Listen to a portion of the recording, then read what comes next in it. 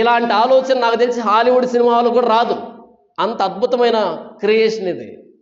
నాకు నీరసం ఉంది ప్రభు అని ప్రార్థన చేస్తారంట. దేవుడు ఏసన్న రూపంలో పంపించాడంట. ఆయన మైక్ దగ్గరికి వెళ్ళి ప్రసంగం చేస్తుంటే ఈయన వెళ్ళి గొడవ పడ్డాడంట. ఎవరితో? దేవదూతతో. ఏది? చిన్నతనంలో గోళీలు ఆడుకున్నటువంటి వ్యక్తితో గొడవ పడినట్టుగా, ఇది నా దేవుడి పని, నేనే చేస్తాను, నువ్వు వెళ్ళిపోని గొడవ పడి పంపించేశాడు దేవదూతని. దేవదూత అంటే క్రిస్మస్ కార్డు మీద ఉంటుంది, 2 చిన్న రెక్కలు వేసుకొని బుల్లి, చిన్న పిల్లలకి చిన్న రెక్కలు పెట్టేసి అలా ఉంటారు కదా, అలా ఉండరు దేవదూతలు అంటే. 185,000 మందిని పడుకోబెట్టింది ఒక దేవదూత అష్షూరు సైన్యంలో ప్రవేశించి. దేవదూత అంటే క్రిస్మస్ కార్డు మీద చిన్న పిల్లలకి 2 రెక్కలు పెట్టి అలా ఎగురుతూ హ్యాపీ క్రిస్మస్ అని కీల గొంతు వేసుకుని పాట పాడుతూ ఉంటాయి. అలా ఉండవు దేవదూతలు అంటే. 185,000 మందిని పడుకోబెట్టింది ఒక్కరోజు రాత్రి. ఇలా ఆ సంస్థల్ని స్థాపించినటువంటి వారి మీద కథలు అల్లుకున్నారు.